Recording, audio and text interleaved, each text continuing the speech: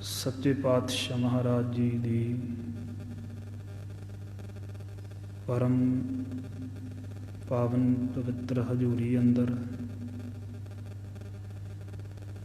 दल भंजन गुर सूरमाम बड़ जोधा बहु परे उपकारी मेरी पीढ़ी दे मालक सतगुरु धन धन श्री गुरु हरगोबिंद साहिब जी दे मुबारक चरण छूह प्राप्त इतिहासक स्थान गुरुद्वारा श्री गुरुसर साहिब विखे रात्रि दे पावन पवित्र दीवाना दे विच हाजरियां लवा रही नतमस्तक हो रही समूह गुरु की संगत जी।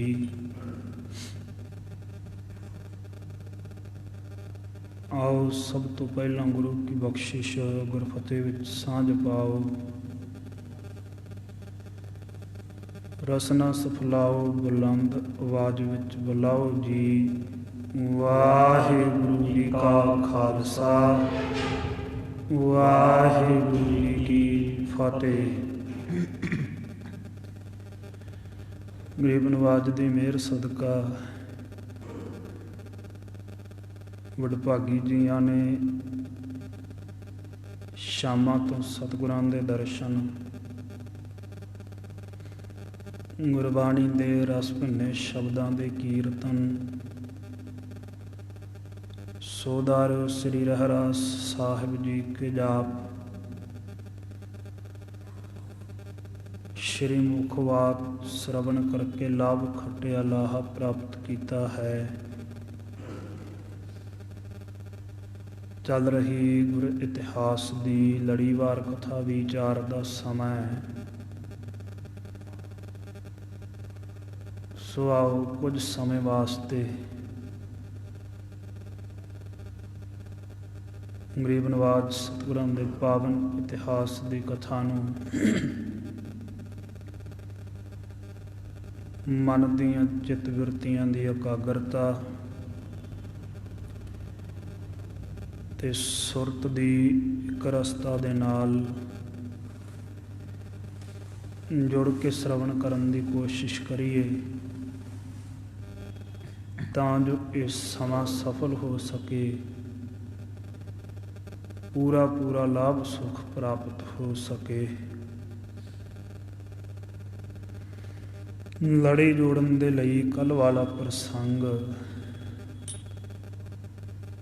बस संखेप के मात्र दोहराउणा है। गरीब नवाज गुरु हरगोबिंद साहिब सच्चे पातशाह नूं जद पता लग्या कि धीरमल कीरतपुर साहिब विच बाजार संघासन ला के गुरु बन के बैठा है,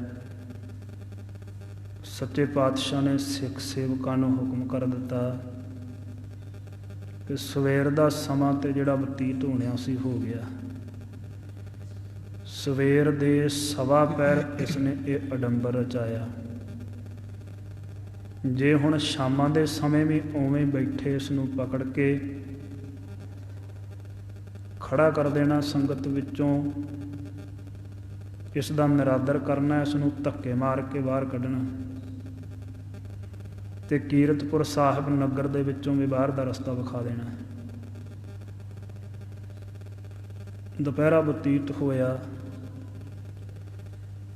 इसने भी शाम के समय दिन दे पैर रहिंदे सारी तैयारी खिंची, उस तरीके नाल पोशाक धारण की, दस्तार सजाई, जगह सजाई ते जा करके फिर अडंबर रच के नकली गुरु बन करके बह गया है। उन्ने चिर नूं सतगुरां दे सिख होर संगतां नूं नाल लैके कुछ मसंद भी पहुँच गए। इस दे जिहड़े चेले बाल के सी उन्हां नाल तू मैं होई, हत्था पाई भी होई। धीरमल नूं धक्का मुक्की होया, इस दे दस्तार लै गई, बड़ा भारी निरादर होया और सिखां ने उस नूं पकड़ के मार कुट करके इसकी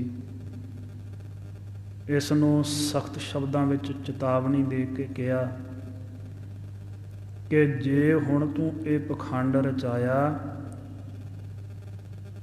ਤਾਂ ਤੇਰੀ ਬਹੁਤ ਮੰਦੀ ਹਾਲਾਤ ਹੋਣ ਵਾਲੀ ਹੈ। ਸਤਿਗੁਰਾਂ ਨੇ ਕਿਹਾ ਸਖਤ ਤੋਂ ਸਖਤ ਸਜ਼ਾ ਦੇਣੀ ਹੈ ਇਸ ਨੂੰ। ਤੈਨੂੰ ਸ਼ਰਮ ਕਰਨੀ ਚਾਹੀਦੀ ਹੈ ਆਪਦੇ ਆਪ ਦੇ ਵਿੱਚ।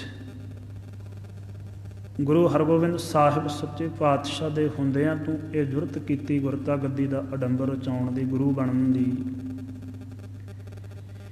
ਇਹ ਤੇਰੀ ਨੀਚ ਹਰਕਤ ਹੈ, ਮਾੜੀ ਕਰਤੂਤ ਹੈ।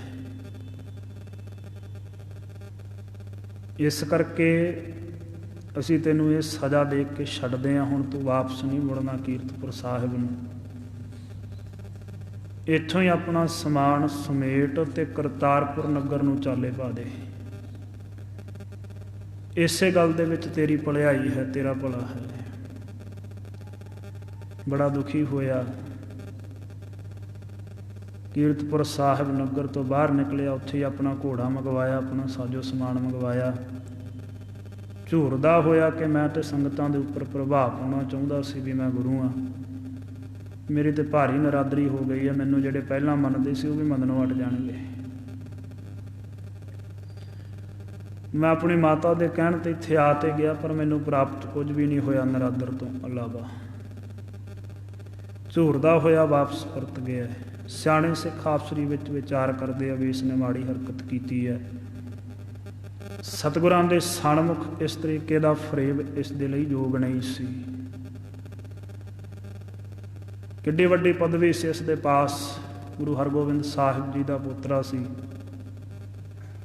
ਬਾਬਾ ਗੁਰਦਿੱਤਾ ਸਾਹਿਬ ਦਾ ਵੱਡਾ ਸੁਪੁੱਤਰ ਸੀ।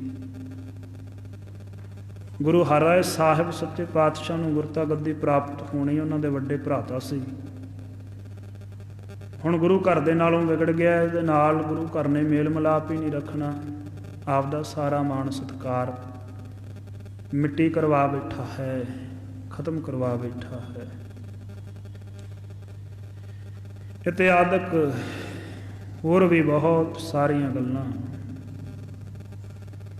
ਸਿੱਖਾਂ ਨੇ ਆਪਦੇ ਮਨ ਵਿੱਚ ਵਿਚਾਰੀਆਂ।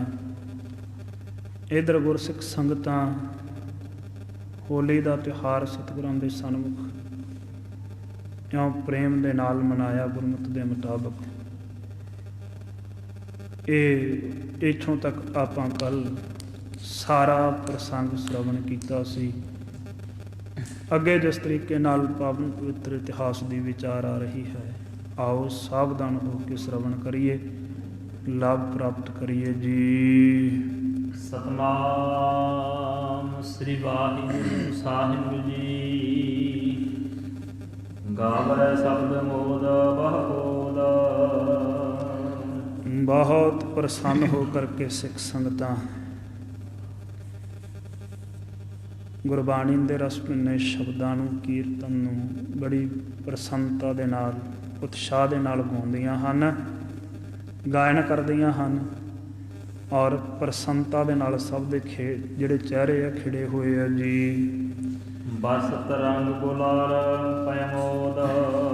ਔਰ ਬਹੁਤ ਭਾਰੀ ਗੁਲਾਲ ਦਾ ਤੇ ਰੰਗ ਦਾ ਸਿੱਖ ਸੰਗਤਾਂ ਇੱਕ ਦੂਜੇ ਦੇ ਉੱਪਰ ਛਿੜਕਾਅ ਕਰਦੀਆਂ ਹਨ।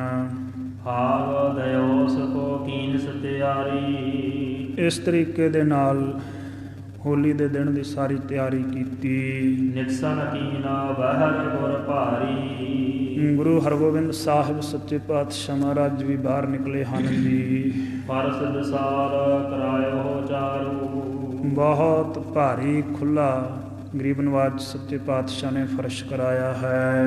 ਸੁਭਟ ਮੇਰੇ ਸਾਵਾ ਆਜੋਤ ਤਹਾਰੂ। ਇਹ ਫਰਸ਼, ਇਹ ਵਿਛਾਈ ਅਤਿਅੰਤ ਸੁੰਦਰ ਹੈ, ਮਨਮੋਹਕ। ਬਹੁਤ ਸਾਰੇ ਸੂਰਮੇ ਜਿਨ੍ਹਾਂ ਨੇ ਸ਼ਸਤਰ ਧਾਰਨ ਕੀਤੇ ਹੋਏ ਆ ਸਤਿਗੁਰਾਂ ਦੇ ਸਨਮੁਖ ਇਸ ਫਰਸ਼ ਦੇ ਉੱਪਰ ਇਕੱਤਰ ਹੋਏ ਮਿਲੇ ਹਨ ਜੀ। ਵਨ ਸੁੰਦਰ ਮਸਨੰਦ ਬਲੰਦ। ਫਿਰ ਵਿਰਾਜਨ ਹੇਠ ਇੱਕ ਸੁੰਦਰ ਤਖਤ ਤਿਆਰ ਕੀਤਾ ਗਿਆ। ਬਰੀਦ ਸਾਵਨ ਰੰਗ ਅਮੰਦ।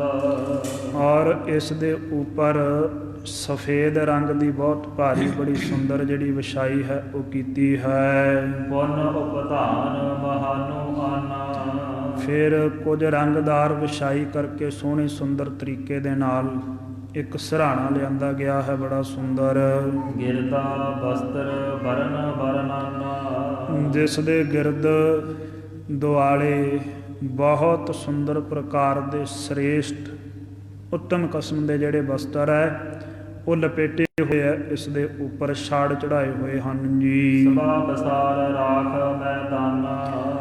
ਇਹ ਜਿਹੜੀ ਸਭਾ ਹੈ ਬੜੇ ਖੁੱਲੇ ਮੈਦਾਨ ਦੇ ਵਿੱਚ ਬਹੁਤ ਖੁੱਲੀ ਥਾਂ ਦੇ ਉੱਪਰ ਇਹ ਪੰਡਾਲ ਸਜਾਇਆ ਗਿਆ ਹੈ ਜੀ। ਫੂਲਣ ਮਾਲਾ ਰਚਿਤ ਸੁਜਾਨਾ। ਸੋਹਣੇ ਜਿਹੜੇ ਸਿਆਣੇ ਲੋਕ ਹੈ ਸੂਝਵਾਨ, ਉਹਨਾਂ ਨੇ ਸੋਹਣੀਆਂ ਚੁਣ ਚੁਣ ਕੇ ਰਸਦਾਇਕ, ਸੁਗੰਧੀਦਾਇਕ ਔਰ ਰੰਗਦਾਰ ਚਮਕੀਲੇ ਫੁੱਲਾਂ ਦੀਆਂ ਮਾਲਾ ਤਿਆਰ ਕੀਤੀਆਂ। ਕੋਸ਼ਿਸ਼ ਇਸਦਾ ਮਹਿਦ ਬਪ ਪਾਈ। ਗਰੀਬ ਨਵਾਜ ਸੱਚੇ ਪਾਤਸ਼ਾਹ ਨੇ ਆਪਣੇ ਸਰੀਰ ਦੇ ਉੱਪਰ ਬਹੁਤ ਸੁੰਦਰ ਜਿਹੜੀ ਪੋਸ਼ਾਕ ਹੈ, ਮਹਿਦ ਬੜੀ ਮਹੀਨ ਉਹ ਸਰੀਰ ਦੇ ਉੱਪਰ ਧਾਰਨ ਕੀਤੀ ਹੈ ਜੀ। ਨਿਕਸੇ ਚਾਚਰ ਹੇਤ ਗੁਸਾਈ। ਔਰ ਗਰੀਬ ਨਵਾਜ ਸੱਚੇ ਪਾਤਸ਼ਾਹ ਇਸ ਤਰੀਕੇ ਨਾਲ ਹੋਲੀ ਦੇ ਦਿਹਾੜੇ ਸਿੱਖ ਸੰਗਤਾਂ ਨੂੰ ਦਰਸ਼ਨ ਦੇ ਕੇ ਨਿਹਾਲ ਕਰਨ ਦੇ ਲਈ ਆਪਣੇ ਅੰਤਸ਼ਕਰਨ ਮਹਿਲਾਂ ਦੇ ਵਿੱਚੋਂ ਬਾਹਰ ਨਿਕਲੇ ਹਨ ਜੀ। ਕੰਚਨ ਦੰਡ ਧਰੀ ਜਨ ਹਾਥ। ਔਰ ਗਰੀਬ ਨਵਾਜ ਸੱਚੇ ਪਾਤਸ਼ਾਹ ਨੇ ਸੋਨੇ ਦਾ ਬਣਿਆ ਹੋਇਆ ਇੱਕ ਸੁੰਦਰ ਜੋ ਡੰਡਾ ਹੈ, ਜਿਹੜੀ ਛੜੀ ਹੈ, ਉਹ ਆਪਣੇ ਕਰ ਕਮਲਾਂ ਦੇ ਵਿੱਚ ਧਾਰਨ ਕੀਤੀ ਹੋਈ ਹੈ। ਇਸ ਦਾਏ ਆਗੇ ਕੁਸ਼ਨਾਥ। ਔਰ ਦਾएं ਸੱਜੀ ਦਿਸ਼ਾ ਵਾਲੇ ਪਾਸੇ ਨੂੰ ਆਪਣੇ ਤੋਂ ਕੁਸ਼ਕ ਅੱਗੇ ਗਰੀਬ ਨਵਾਜ ਸੱਚੇ ਪਾਤਸ਼ਾਹ ਚੱਲੇ ਜਾ ਰਹੇ ਹਨ ਜੀ। ਸੁੰਦਰ ਚਮਰ ਟੁਰਾਵਤ ਪਾਸ਼ੀ। ਔਰ ਪਿੱਛੇ ਪਿੱਛੇ ਇੱਕ ਸੇਵਾਦਾਰ ਸਿੱਖ ਸਤਿਗੁਰਾਂ ਦੇ ਸ਼ੁਭ ਸੀਸ ਦੇ ਉੱਪਰ ਸੋਹਣੇ ਚੌਰ ਸਾਹਿਬ ਜਿਹੜੀ ਬੜੀ ਨਿਰਮਲ ਹੈ, ਬੜੀ ਸੁੰਦਰ ਬਨਾਵਟ ਦੀ ਬਣੀ ਹੋਈ ਹੈ, ਉਹ ਟਰਾਉਣ ਦੀ ਸੇਵਾ ਨਿਭਾ ਰਿਹਾ ਹੈ। ਗਹਿਓ ਹਾਥ ਭਾਨੀ ਕਹੋ ਆਸ਼ੀ। ਔਰ ਉਸ ਸਮੇਂ ਬਾਬਾ ਭਾਣਾ ਜੀ ਦਾ ਹੱਥ ਗਰੀਬ ਨਵਾਜ ਸੱਚੇ ਪਾਤਸ਼ਾਹ ਨੇ ਬੜੇ ਚੰਗੇ ਤਰੀਕੇ ਨਾਲ ਆਪਣੇ ਕਰ ਕਮਲਾਂ ਦੇ ਵਿੱਚ ਪਕੜਿਆ ਹੋਇਆ ਹੈ ਜੀ। ਮੰਦ ਮੰਦ ਮੁਸਕਾਵਤ ਆਈ। ਇਸ ਤਰੀਕੇ ਦੇ ਨਾਲ ਸੱਚੇ ਪਾਤਸ਼ਾਹ ਥੋੜਾ ਥੋੜਾ ਮੁਸਕਰਾਉਂਦਿਆਂ ਹੋਇਆਂ ਮਖਾਰਬਿੰਦ ਤੋਂ ਇਸ ਪੰਡਾਲ ਦੇ ਵਿੱਚ ਸਜੀ ਹੋਈ ਸਭਾ ਦੇ ਵਿੱਚ ਬਾਹਰ ਨਿਕਲ ਕੇ ਆ ਗਏ, ਪਹੁੰਚ ਗਏ। ਕਮਲ ਬਲੋਚਨ ਕੋ ਬਿਕਸਾਈ। ਜਿਹੜਾ ਸਤਿਗੁਰਾਂ ਦਾ ਕਮਲ ਦੇ ਫੁੱਲ ਵਰਗਾ ਸੁੰਦਰ ਚਿਹਰਾ ਹੈ, ਬਹੁਤ ਸ਼ੋਭਾ ਦਾ ਘਰ, ਉਹ ਥੋੜਾ ਜਿਹਾ ਵਿਗਸਿਆ ਭਾਵ ਖਿੜਿਆ ਹੋਇਆ ਹੈ, ਖੜਾ ਦੇ ਸਮੇਤ ਹੈ ਬਹੁਤ ਜ਼ਿਆਦਾ। ਸਤਿਗੁਰਾਂ ਦੇ ਪਾਵਨ ਪਵਿੱਤਰ ਚਰਨਾਂ ਕਮਲਾਂ ਦੀ ਵੀ ਜਿਹੜੀ ਸ਼ੋਭਾ ਹੈ ਉਹ ਕਮਲ ਦੇ ਫੁੱਲ ਨਾਲ ਕੀਤੀ ਹੈ। ਥਾਂ ਥਾਂ 'ਤੇ ਕਵੀ ਰਾਜ ਕਵੀ ਭਾਈ ਸੰਤੋਖ ਸਿੰਘ ਜੀ ਨੇ ਤੇ ਸਤਿਗੁਰਾਂ ਦੇ ਮੁਖਾਰਬਿੰਦ ਦੀ ਵੀ ਸ਼ੋਭਾ ਕਮਲ ਦੇ ਫੁੱਲ ਨਾਲ ਹੀ ਕੀਤੀ ਹੈ ਥਾਂ ਥਾਂ 'ਤੇ। ਕਾਰਨ ਇਹ ਹੈ ਜਦੋਂ ਕਮਲ ਦਾ ਫੁੱਲ ਖਿੜਦਾ ਹੈ ਬੜਾ ਸੁਗੰਧੀਦਾਇਕ ਤੇ ਸਰੂਪ ਦੇ ਸਮੇਤ ਹੁੰਦਾ ਹੈ, ਸੂਰਜ ਦੀਆਂ ਕਿਰਨਾਂ ਦੇ ਨਾਲ ਖਿੜਦਾ ਹੈ। ਪਰ ਭੌਰਿਆਂ ਦੇ ਵਾਸਤੇ ਇਹ ਪਰਵ ਵਿਸ਼ੇਸ਼ ਆਕਰਸ਼ਕ ਹੁੰਦਾ ਕਮਲ ਦਾ ਫੁੱਲ। ਕਮਲ ਦਾ ਫੁੱਲ ਖਿੜਿਆ ਨਹੀਂ, ਇਹਨੇ ਆਪਣਾ ਖੜਾ ਤੇ ਆਪਣੀ ਖੁਸ਼ਬੂ ਥੋੜੀ ਜਿਹੀ ਬਖੇਰੀ ਨਹੀਂ ਕਿ ਉਸੇ ਸਮੇਂ ਭੌਰਾ ਹੁੰਦਾ ਨਾ ਜਿਹੜਾ, ਉਹ ਕਮਲ ਦੇ ਫੁੱਲ ਧਿਆਨ ਬੈਠਦਾ ਰਸ ਲੈਣ ਦੇ ਲਈ। ਉਹ ਇਸ ਕਰਕੇ ਵਾਰ-ਵਾਰ ਮੁਖਾਰਬਿੰਦ ਤੇ ਚਰਨਾਂ ਕਮਲਾਂ ਦੀ ਸ਼ੋਭਾ ਸਤਿਗੁਰਾਂ ਦਿਆਂ ਦੀ ਕਮਲ ਫੁੱਲ ਦੇ ਨਾਲ ਦਿੰਦੇ ਆ ਕਿ ਸਿੱਖਾਂ ਦੀ ਬਿਰਤੀ ਭੌਰਿਆਂ ਦੀ ਨਿਆਈ ਹੈ। ਜਦੋਂ ਗਰੀਬ ਨਵਾਜ ਸੱਚੇ ਪਾਤਸ਼ਾਹ ਸਿੱਖਾਂ ਦੇ ਵਿੱਚ ਆਪਣੇ ਮੁਕੱਦਸ ਚਰਨ ਲੈ ਕੇ ਆਪ ਵਿਰਾਜਦੇ ਹੈ, ਪਾਵਨ ਮੁਖਾਰਬਿੰਦ ਦਾ ਪ੍ਰਕਾਸ਼ ਲੈ ਕੇ ਆਣ ਵਿਰਾਜਦੇ ਹੈ, ਸਿੱਖ ਉਸੇ ਸਮੇਂ ਸਤਿਗੁਰਾਂ ਦੇ ਦਰਸ਼ਨਾਂ ਦਾ ਲਾਹਾ ਲੈਣ ਦੇ ਲਈ, ਗਰੀਬ ਨਵਾਜ ਸੱਚੇ ਪਾਤਸ਼ਾਹ ਦੇ ਚਰਨ ਦੇ ਸਪਰਸ਼ ਦਾ ਲਾਭ ਲੈਣ ਦੇ ਲਈ ਭੌਰਿਆਂ ਦੀ ਨਿਆਈ ਨਾਲ ਦੇ ਨਾਲ ਹੀ ਆਣ ਮੰਡਰਾਉਂਦੇ ਹਨ। ਉਦੋਂ ਹੀ ਸਤਿਗੁਰਾਂ ਦੇ ਚਰਨ ਕਮਲਾਂ ਦੇ ਵਿੱਚ ਆਣ ਹਾਜ਼ਰ ਹੁੰਦੇ ਆ ਜੀ।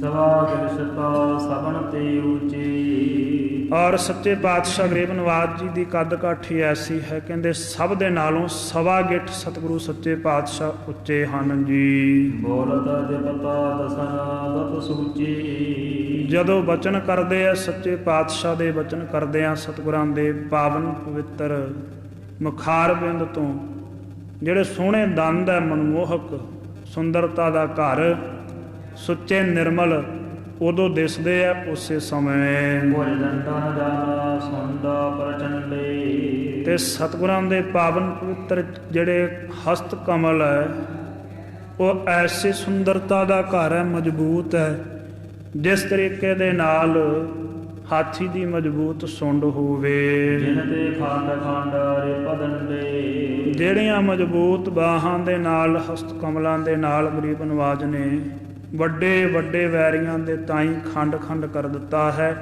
ਟੋਟੇ ਟੋਟੇ ਕਰ ਦਿੱਤਾ ਹੈ, ਵੱਡੇ ਵੱਡੇ ਜ਼ੁਲਮੀਆਂ ਨੂੰ ਡੰਡ ਦਿੱਤਾ, ਸਜ਼ਾ ਦਿੱਤੀ ਹੈ ਜੀ। ਮੁਕਤਾ ਮਾਲ ਬਸਾਰ ਸੁਹਾਈ। ਮੋਤੀਆਂ ਦੀ ਮਾਲਾ ਗਰੀਬ ਨਵਾਜ ਸੱਚੇ ਪਾਤਸ਼ਾਹ ਦੇ ਪਾਵਨ ਗਲੇ ਦੇ ਵਿੱਚ, ਗਰਦਨ ਦੇ ਵਿੱਚ ਧਾਰਨ ਕੀਤੀ ਹੋਈ ਸ਼ੋਭਾ ਪਾ ਰਹੀ ਹੈ। ਬੀਚ ਬਰੂਡ ਜਾ ਬਹੁ ਸ਼ਬ ਪਾਈ। ਔਰ ਵਿੱਚ ਜਿਹੜੀਆਂ ਲਸਣੀਆਂ ਹਨ ਇਸ ਮਾਲਾ ਦੇ, ਉਹ ਹੋਰ ਵੀ ਜ਼ਿਆਦਾ ਇਸ ਦੀ ਸ਼ੋਭਾ ਨੂੰ ਵਧਾਉਂਦੀਆਂ ਹਨ ਜੀ। ਅਜੁਰਤ ਬਿਨਾ ਆਏ ਫਿਰ ਭਏ। ਗਰੀਬ ਨਵਾਜ ਸੱਚੇ ਪਾਤਸ਼ਾਹ ਅੱਜ ਬਿਨਾਂ ਸ਼੍ਰੀ ਸਾਹਿਬ ਧਾਰਨ ਕੀਤੇ ਹੋਏ, ਬਿਨਾਂ ਸ਼ਸਤਰਾਂ ਤੋਂ ਆਣ ਕਰਕੇ ਇਸ ਸਭਾ ਦੇ ਵਿੱਚ ਸਥਿਤ ਹੋਏ ਹਨ।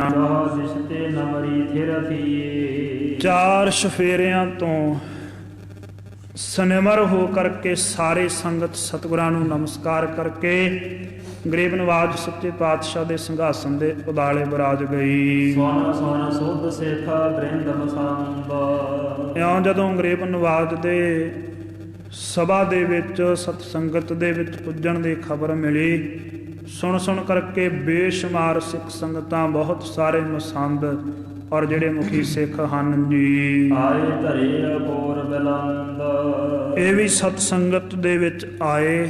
ਸਭ ਨੇ ਆ ਕਰਕੇ ਸਤਿਗੁਰਾਂ ਨੂੰ ਬੇਅੰਤ ਭੇਟਾਵਾਂ ਚੜਾਈਆਂ, ਮੱਥਾ ਟੇਕਿਆ। ਅਨਕ ਸੰਗਤਾਂ ਦੇਸ਼ਨ ਦੇਸ਼। ਅਣਗਿਣਤ ਸੰਗਤਾਂ ਹਨ ਦੇਸ਼ਾਂ ਦੀਆਂ, ਵਿਦੇਸ਼ਾਂ ਦੀਆਂ, ਦੂਰ ਦਰਾਡੇ ਦੀਆਂ, ਮੋਲੀ ਲੈ ਵਸਤ ਅਸ਼ੇਸ਼। ਔਰ ਬਹੁਤ ਹੀ ਮੁੱਲਵਾਨ ਤੇ ਵਿਸ਼ੇਸ਼ ਵਸਤੂਆਂ ਲੈ ਕਰਕੇ, ਅਰਨ ਬਰਨ ਅਰ ਪੀਤ ਬਸਾਲੇ।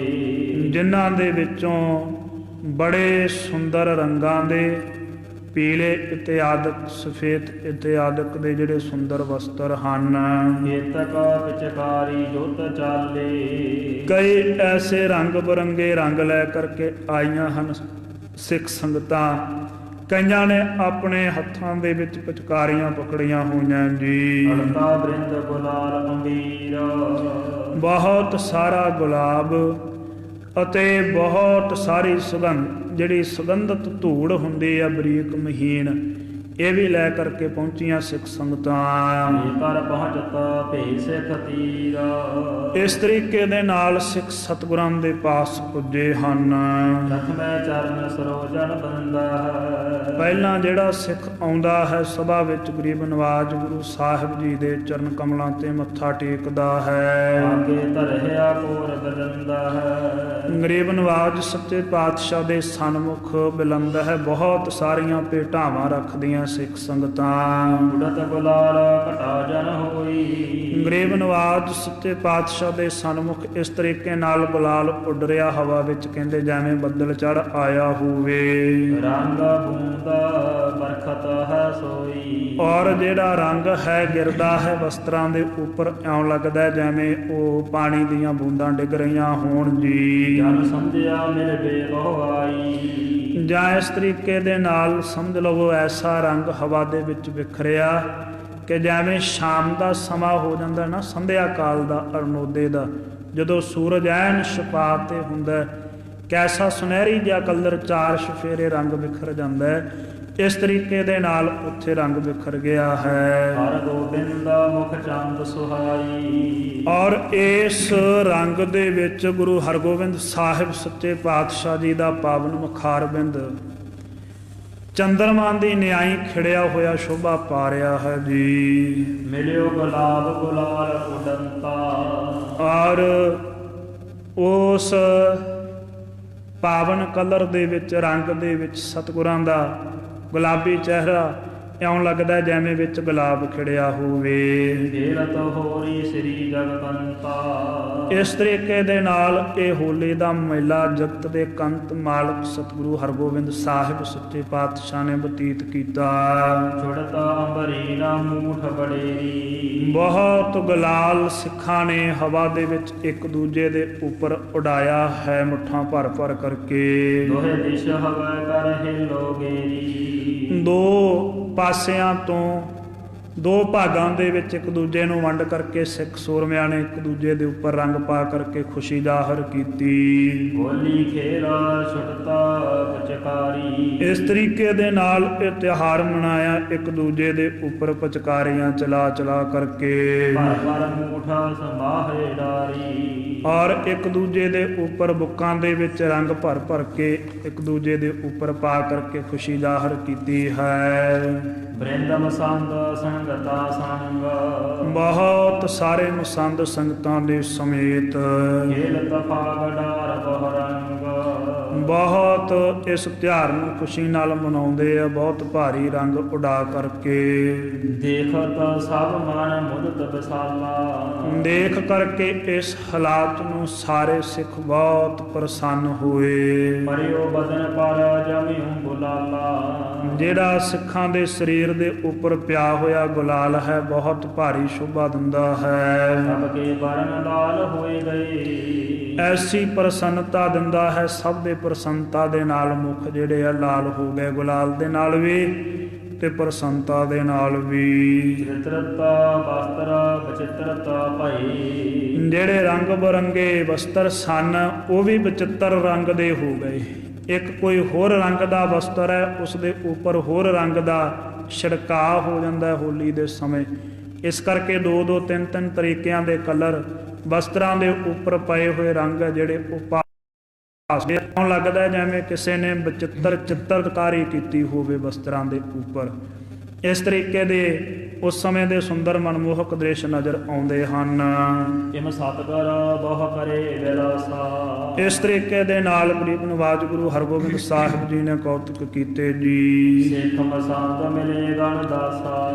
ਆਪਣੇ ਸਿੱਖਾਂ ਦੇ ਨਾਲ, ਮਸੰਦਾਂ ਦੇ ਨਾਲ, ਬੇਅੰਤ ਸੇਵਕਾਂ ਦੇ ਨਾਲ ਮਿਲ ਕਰਕੇ ਜੇ ਮਦਦ ਸਭ ਕੇ ਹੋਏ ਰਹੇ। ਸਾਰਿਆਂ ਦੇ ਹਿਰਦਿਆਂ ਦੇ ਵਿੱਚ ਪ੍ਰਸੰਨਤਾ ਛਾ ਰਹੀ ਹੈ ਉਸ ਸਮੇਂ। ਸਦਾ ਪ੍ਰਸੰਨ ਸਭ ਹਿਮ ਸੋ ਕਹੇ। ਔਰ ਸਾਰਿਆਂ ਦੇ ਤਾਈਂ ਸੁਖ ਸੰਵਾਦ ਗੋਬਿੰਦ ਸਾਹਿਬ ਜੀ ਨੇ ਹੈ। ਬ੍ਰਿੰਦ ਮਸੰਦ ਜੀ ਸਿੱਖ ਪ੍ਰਧਾਨੇ। ਬਹੁਤ ਸਾਰੇ ਮਸੰਦ ਤੇ ਬੇਅੰਤ ਜਿਹੜੇ ਸਿੱਖ ਆਗੂ ਸਨ, ਜ਼ਿੰਮੇਵਾਰ ਸਨ।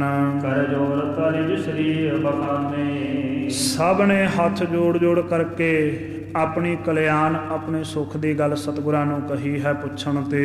ਮਹਾਦਿਵਾਨ ਲੱਗਿਓ ਦੁੱਤ ਪਾਵਤ। ਇਸ ਤਰੀਕੇ ਦੇ ਨਾਲ ਭਾਰੀ ਦੀਵਾਨ ਸਤਿਗੁਰਾਂ ਦੇ ਹਜ਼ੂਰ ਸੱਜਿਆ ਤੇ ਸ਼ੋਭਾ ਪ੍ਰਾਪਤ ਕਰ ਰਿਹਾ ਹੈ। ਸ਼ਬਦ ਰਬਾਬੀ ਸੁੰਦਰ ਗਾਵਤ। ਜਿਹੜੇ ਰਬਾਬੀ ਸਿੰਘ ਹੈ, ਕੀਰਤਨੀਏ, ਉਹ ਸੁੰਦਰ ਸ਼ਬਦ ਦਾ ਗਾਇਨ ਕਰਦੇ ਹਨ।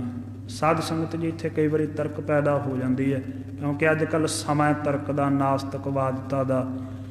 ਇੱਕ ਸਤਿਗੁਰੂ ਦੀ ਬਾਣੀ ਦਾ ਬਚਨ ਹੈ ਬਹੁਮੁੱਲਾ। ਮਹਾਰਾਜ ਸੱਚੇ ਪਾਤਸ਼ਾਹ ਕਹਿੰਦੇ, ਪੜ੍ਹਿਆ ਮੂਰਖ ਆਖੀਏ ਜਿਸ ਲੱਭ ਲੋਭ ਅਹੰਕਾਰਾ। ਬੇਸਿਕ ਐਜੂਕੇਸ਼ਨ ਨੇ ਸਾਨੂੰ ਧਨ, ਪੈਸਾ, ਸੰਸਾਰਕ ਜ਼ਰੂਰਤਾਂ ਦੇ ਸਾਧਨ ਮੁਹੱਈਆ ਕਰਾਤੇ। ਸਾਡੇ ਜਿਉਣ ਦਾ ਤਰੀਕਾ ਥੋੜ੍ਹਾ ਜਿਹਾ ਨਾ ਉੱਚਾ ਹੋ ਗਿਆ, ਜਿਹਨੂੰ ਪੜ੍ਹਿਆ ਲਿਖਿਆ ਕਹਿ ਦਿੰਦੇ ਆਪਾਂ, ਐਡਵਾਂਸ ਕਲਚਰ। ਅਸੀਂ ਐਡਵਾਂਸ ਕਲਚਰ ਦੇ ਐਸੇ ਡੰਗੇ ਗਏ ਕਿ ਅਸੀਂ ਐ ਸਮਝਣ ਲੱਗ ਪਏ ਵੀ ਜਿਵੇਂ ਅਸੀਂ ਸੋਚੀਏ ਉਵੇਂ ਹੀ ਠੀਕ ਆ। ਅਸੀਂ ਸਿਆਣੇ ਆ, ਸਾਡੇ ਨਾਲੋਂ ਵੱਧ ਸਿਆਣਪ ਕਿਸੇ ਦੇ ਪਾਸ ਹੈ ਨਹੀਂ। ਸੋ ਜੋ ਨਿਰਣਾ ਅਸੀਂ ਆਪਣੀ ਬੁੱਧੀ ਨਾਲ ਕਰ ਲਿਆ ਨਾ, ਉਹੀ ਨਿਰਣਾ। ਸੋ ਇਸੇ ਐਡਵਾਂਸ ਕਲਚਰ ਦੇ ਸ਼ਿਕਾਰ ਹੋਏ ਅਸੀਂ ਗੁਰੂ ਸਾਹਿਬ ਜੀ ਦੇ ਬਹੁਤ ਸਾਰੇ ਕੌਤਕਾਂ ਨੂੰ ਜਾਂ ਤੇ ਅੱਖੋਂ ਪਰੋਖੇ ਹੀ ਕਰਦੇ ਹਾਂ, ਮੰਨਣ ਦੀ ਕੋਸ਼ਿਸ਼ ਹੀ ਨਹੀਂ ਕਰਦੇ, ਜਾਂ ਸੁਣਨਾ ਵੀ ਨਹੀਂ ਚਾਹੁੰਦੇ। ਜੇ ਸੁਣਨਾ ਮੰਨਣਾ ਚਾਹੁੰਦੇ ਆ ਤੇ ਇਸ ਤਰੀਕੇ ਨਾਲ ਵੀ ਜਿਵੇਂ ਸਾਡਾ ਜੀ ਕਰੇ ਨਾ, ਸਾਡੇ ਮੁਤਾਬਕ ਜੇ ਹੋਣ, ਜਿਵੇਂ ਸਾਡੀ ਮਤ ਹੋਵੇ ਇਉਂ। ਇਹ ਇਸ ਸਮੇਂ ਦੀ ਦੁਖਦਾਈ ਹਾਲਾਤ ਹੈ। ਐਸਾ ਨਾਸਤਿਕਤਾ ਦੀ ਹਵਾ ਜੀ ਵਗੀ ਹੈ ਇਹ। ਸੋ ਮਹਾਰਾਜ ਸੱਚੇ ਪਾਤਸ਼ਾਹ ਕਹਿੰਦੇ ਉੱਥੇ ਸਾਰੀ ਪੜ੍ਹਾਈ ਇਹ ਐਡਵਾਂਸ ਕਲਚਰ ਧਰਿਆ ਦਾ ਧਰਿਆ ਰਹਿ ਜਾਂਦਾ, ਜਿੱਥੇ ਬੰਦੇ ਦੀ ਮਤ ਅਹੰਕਾਰ ਦੀ, ਲੋਭ ਦੀ ਸ਼ਿਕਾਰ ਹੋ ਜਾਂਦੀ ਹੈ। ਅਸਲ ਦੇ ਵਿੱਚ ਹੋਲੀ ਖੇਲਣਾ ਸਤਿਗੁਰੂ ਗਰੀਬ ਨਿਵਾਜ ਸੱਚੇ ਪਾਤਸ਼ਾਹ ਗੁਰੂ ਹਰਗੋਬਿੰਦ ਸਾਹਿਬ ਜੀ ਦੇ ਜੀਵਨ ਕੌਤਕਾਂ ਦਾ ਇੱਕ ਦੁਨਿਆਵੀ ਅੰਗ ਆ। ਗਰੀਬ ਨਿਵਾਜ ਗੁਰੂ ਹਰਗੋਬਿੰਦ ਸਾਹਿਬ ਜੀ ਨੇ ਮਾਤਾ ਗੰਗਾ ਜੀ ਦੇ ਸ਼ੁਭ ਕੁੱਖ ਤੋਂ ਜਨਮ ਵੀ ਲਿਆ, ਇੱਕ ਦੁਨਿਆਵੀ ਕੌਤਕ ਹੈ, ਦੁਨਿਆਵੀ ਹਿੱਸਾ ਹੈ। ਗਰੀਬ ਨਿਵਾਜ ਸੱਚੇ ਪਾਤਸ਼ਾਹ ਗੁਰੂ ਹਰਗੋਬਿੰਦ ਸਾਹਿਬ ਜੀ ਨੇ ਬਾਬਾ ਬੁੱਢਾ ਸਾਹਿਬ ਜੀ ਤੋਂ ਗੁਰਮੁਖੀ ਅੱਖਰ ਪੜ੍ਹੇ ਹੈ। ਇੱਕ ਦੁਨਿਆਵੀ ਕਿੱਸਾ ਹੈ, ਦੁਨਿਆਵੀ ਕੌਤਕ ਹੈ। ਸ਼ਸਤਰ ਵਿੱਦਿਆ ਪ੍ਰਾਪਤ ਕੀਤੀ ਹੈ ਬਾਬਾ ਬੁੱਢਾ ਸਾਹਿਬ ਜੀ ਦੇ ਪਾਸੋਂ। ਨਪੁੰਨਾ ਗੁਰੂ ਸਾਹਿਬ ਸੱਚੇ ਪਾਤਸ਼ਾਹ ਕੀ ਲੋੜ ਸੀ ਮਾਤਾ ਗੰਗਾ ਜੀ ਦੀ ਸ਼ੁਭ ਕੁੱਖ ਤੋਂ ਪ੍ਰਗਟ ਹੋਣ ਦੇ, ਸਿੱਧੇ ਪ੍ਰਗਟ ਹੋ ਕੇ ਸਰੂਪ ਧਾਰਦੇ। ਸਰਬ ਸ਼ਕਤੀਮਾਨ ਹੈ ਗੁਰੂ, ਧਾਰ ਸਕਦੇ ਆ। ਕਿੰਨੇ ਕੌਤਕ ਐਸੇ ਹੋਏ ਆ ਜੇ ਗੁਰੂ ਕਲਗੀਧਰ ਪਿਤਾ ਮਹਾਰਾਜ ਸਮੇਤ ਸਰੀਰ ਸੱਚਖੰਡ ਵਿਰਾਜ ਸਕਦੇ ਆ, ਸਣਦੇਹੀ ਉਹਨਾਂ ਦੇ ਸਰੀਰ ਨੂੰ ਸੰਸਕਾਰਨ ਦੀ ਲੋੜ ਨਹੀਂ ਪੈਂਦੀ। ਉਹਨਾਂ ਦੇ ਪਾਵਨ ਸਰੀਰ ਦਾ ਕੋਈ ਹਿੱਸਾ ਸ਼੍ਰੀ ਸਾਹਿਬ ਤੋਂ ਬਿਨਾਂ ਚਿਖਾ ਦੇ ਵਿੱਚੋਂ ਪ੍ਰਾਪਤ ਨਹੀਂ ਹੁੰਦਾ। ਇਹ ਕੌਤਕ ਹੀ ਹੈ। ਨਹੀਂ ਤੇ ਜਿਹੜੇ ਪ੍ਰਾਣੀ ਦਾ ਸੰਸਕਾਰ ਹੁੰਦਾ ਹੈ ਉਹਦੇ ਫੁੱਲ ਦੇ ਰੂਪ ਦੇ ਵਿੱਚ ਆਪਾਂ ਉਹਦੇ ਅੰਗੀਠੇ ਚੋਂ ਕਿੰਨੀਆਂ ਹੱਡੀਆਂ ਇਕੱਤਰ ਕਰਦੇ ਹਾਂ।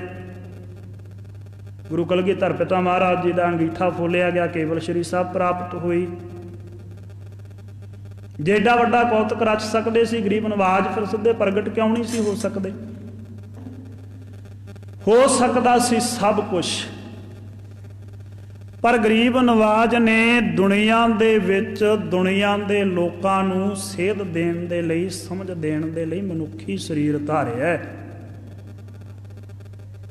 ਤੇ ਵਡਭਾਗੀ ਸੰਗਤਾਂ ਜਿੱਥੇ ਅਧਿਆਤਮਕ ਸੇਧ ਲੈਣ ਦੇ ਵਾਸਤੇ ਆਉਂਦੀਆਂ ਬਹੁਤ ਸਾਰੀਆਂ, ਉੱਥੇ ਕੁਝ ਐਸੇ ਵੀ ਜੀ ਪ੍ਰਾਣੀ ਹੁੰਦੇ ਆ ਜਿਨ੍ਹਾਂ ਦੇ ਹਿਰਦੇ ਦੇ ਵਿੱਚ ਦੁਨਿਆਵੀ ਖੁਸ਼ੀਆਂ ਪ੍ਰਾਪਤ ਕਰਨ ਦੀ ਇੱਛਾ ਵੀ ਹੁੰਦੀ ਹੈ,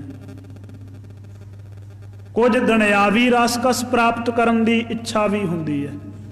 ਤੇ ਅਸੀਂ ਤਰਕ ਕਰਦੇ ਹਾਂ, ਆਪਣੀ ਇਹ ਹਾਲਾਤ ਬਿਲਕੁਲ ਭੁੱਲ ਜਾਂਦੇ ਹਾਂ। ਅਸੀਂ ਆਪ ਤੇ ਆਪਣੇ ਧੀਆਂ ਪੁੱਤਾਂ ਦੇ ਵਿੱਚ ਮਿਲ ਕੇ ਹਰੇਕ ਰੰਗ ਰਸ ਦਾ ਸਵਾਦ ਲੈਣਾ ਚਾਹੁੰਦੇ ਹਾਂ। ਤੇ ਜਦੋਂ ਕੋਈ ਗੁਰੂ ਸਾਹਿਬ ਜੀ ਦੇ ਜੀਵਨ ਪਰਥਾਏ ਕੋਈ ਇਹੋ ਜਿਹੀ ਗੱਲ ਆ ਜਾਂਦੀ, ਉਹਨਾਂ ਨੇ ਆਪਣੀ ਕੋਈ ਦੁਨਿਆਵੀ ਜ਼ਿੰਮੇਵਾਰੀ ਦੁਨਿਆਵੀ ਨਜ਼ਰੀਏ ਤੋਂ ਨਿਭਾਈ, ਤੇ ਅਸੀਂ ਮੁਨਕਰ ਹੋ ਜਾਂਦੇ ਹਾਂ।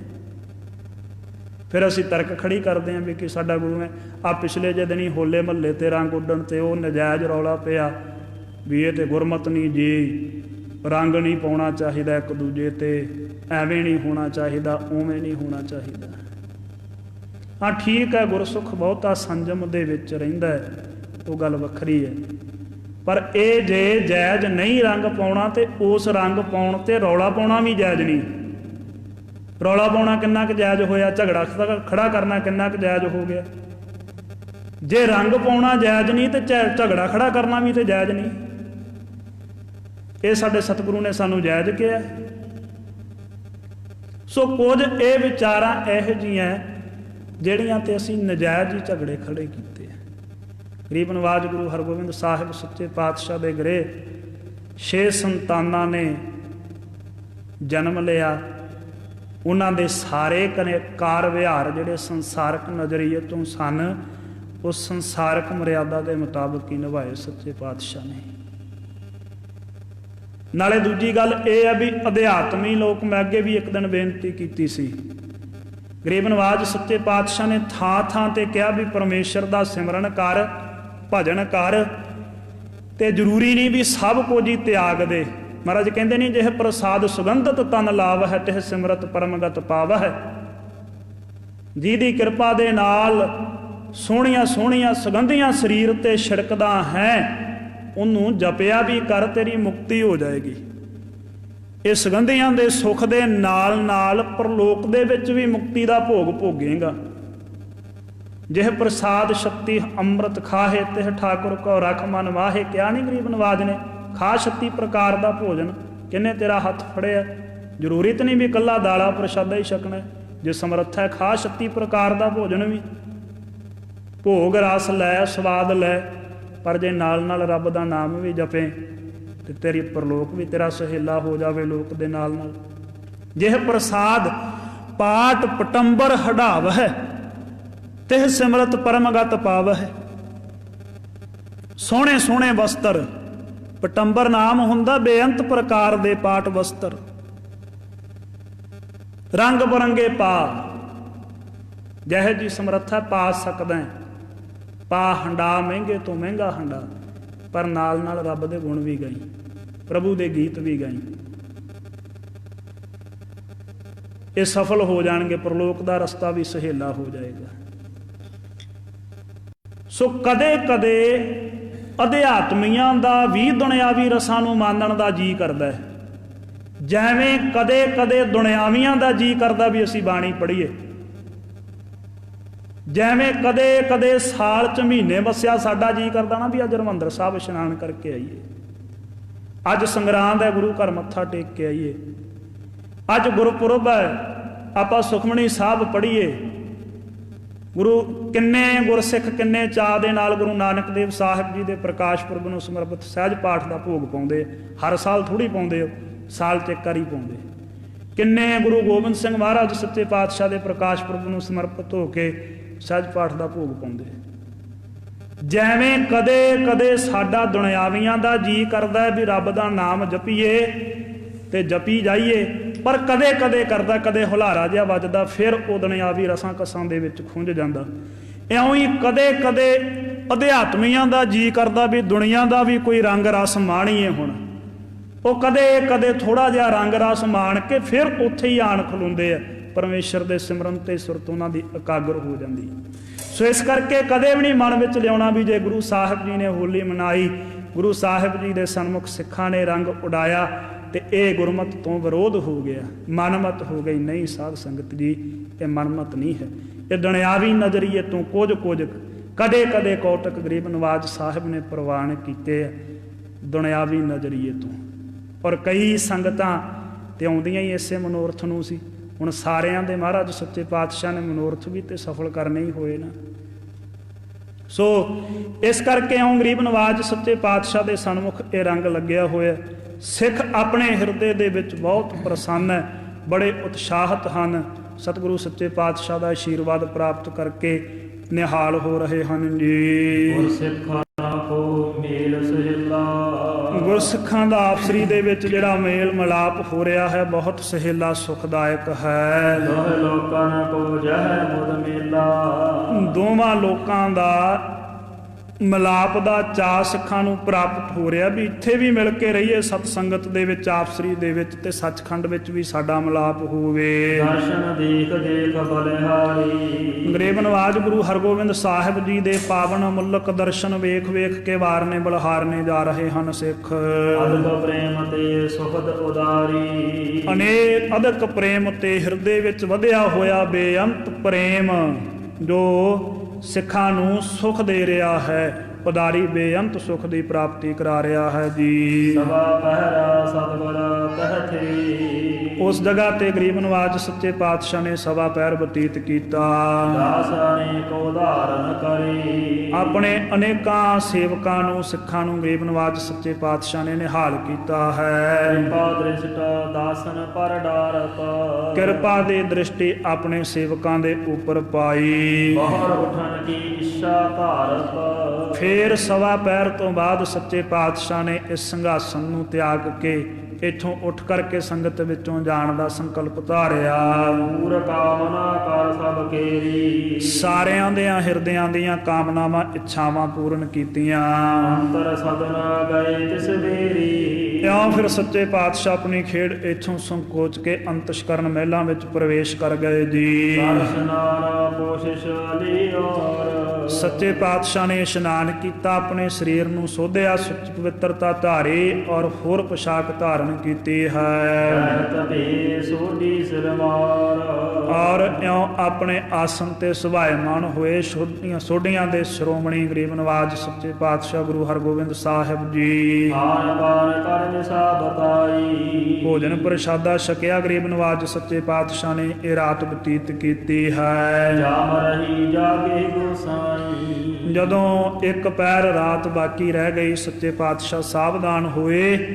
ਆਪਣੀ ਗਰੀਬ ਨਵਾਜ ਸੱਚੇ ਪਾਤਸ਼ਾਹ ਨੇ ਨਿਜੀ ਸਰੂਪ ਦਾ ਧਿਆਨ ਤਿਆਗਿਆ। ਏਕ ਦਿਵਸ ਪਨ ਅਵਰ ਬਤਾਇਓ। ਇੱਕ ਦਿਨ ਇਸ ਮੇਲੇ ਤੋਂ ਬਾਅਦ ਇਉਂ ਹੋਰ ਗਰੀਬ ਨਵਾਜ ਸੱਚੇ ਪਾਤਸ਼ਾਹ ਨੇ ਬਤੀਤ ਕੀਤਾ।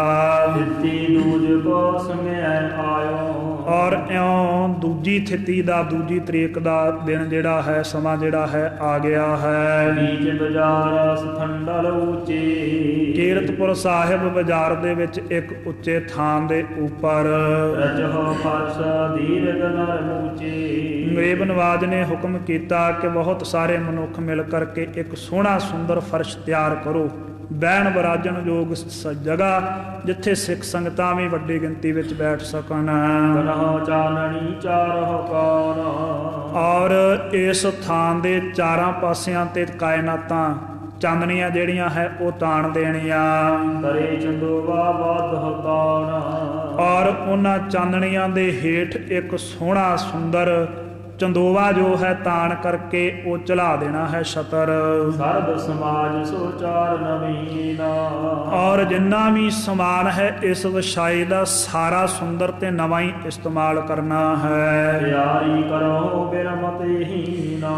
ਇਸ ਤਰੀਕੇ ਦੀ ਤਿਆਰੀ ਕੀਤੀ ਜਾਵੇ ਬਿਨਾਂ ਕਿਸੇ ਦੇਰੀ ਤੋਂ, ਬਿਨਾਂ ਸਮਾਂ ਗਵਾਏ ਹੋਏ। ਇਸ ਪ੍ਰਕਾਰ ਦਾਸਨ ਕੀ ਸਾਥ। ਇਸ ਤਰੀਕੇ ਦੇ ਨਾਲ ਆਪਣੇ ਸੇਵਕਾਂ ਨਾਲ ਬਖਾਨਿਓ ਜਗ ਗੁਰਨਾਥ। ਜਗਤ ਦੇ ਮਾਲਕ ਨਾਥ ਗੁਰੂ ਹਰਗੋਬਿੰਦ ਸਾਹਿਬ ਜੀ ਨੇ ਹੁਕਮ ਕੀਤਾ। ਕਰੋ ਸਨਾਵਨ ਸਭ ਕੀ ਡੇਰੀ। ਔਰ ਵਚਨ ਕੀਤਾ ਕਿ ਸਾਰੀਆਂ ਸੰਗਤਾਂ ਦੀ ਰਹਿائش ਦੇ ਵਿੱਚ ਇਹ ਸਾਡਾ ਹੁਕਮ ਸੁਣਾ ਦਿੱਤਾ ਜਾਵੇ ਆਏ ਸੰਪੂਰਨ ਸਭਾ ਸੋਹੇਰੀ। ਕਿ ਜਿੰਨੀ ਵੀ ਸਿੱਖ ਸੰਗਤ ਇੱਥੇ ਸਾਡੇ ਹਜ਼ੂਰ ਹੈ ਨਜ਼ਦੀਕ, ਸਾਰੇ ਆਣ ਕਰਕੇ ਇਸ ਸਭਾ ਦੇ ਵਿੱਚ ਹਾਜ਼ਰ ਹੋਵੇ, ਇਸ ਸਭਾ ਦੇ ਵਿੱਚ ਸਾਡੇ ਦਰਸ਼ਨ ਪ੍ਰਾਪਤ ਕਰੇ। ਸੋ ਇੱਥੋਂ ਤੱਕ ਗੁਰ ਇਤਿਹਾਸ ਦੀ ਵਿਚਾਰ ਆਈ ਹੈ। ਵਿਚਾਰਦਿਆਂ ਹੋਈਆਂ ਬੇਅੰਤ ਪ੍ਰਕਾਰ ਦੀਆਂ ਭੁੱਲਾਂ ਦੀ ਖਿਮਾ ਬਖਸ਼ੋ ਜੀ। ਅੱਗੇ ਤੋਂ ਸ੍ਰੇਸ਼ਟ ਮਤ ਬਖਸ਼ਣੀ ਸਮਾਪਤੀ ਹੈ ਜੀ। ਕਰਹੁ ਸਨਾਵਨ ਸਭ ਕੀ ਡੇਰੀ। ਆਏ ਸੰਪੂਰਨ ਸਭਾ ਸੋਹੇਰੀ। ਵਾਹਿਗੁਰੂ ਜੀ ਕਾ ਖਾਲਸਾ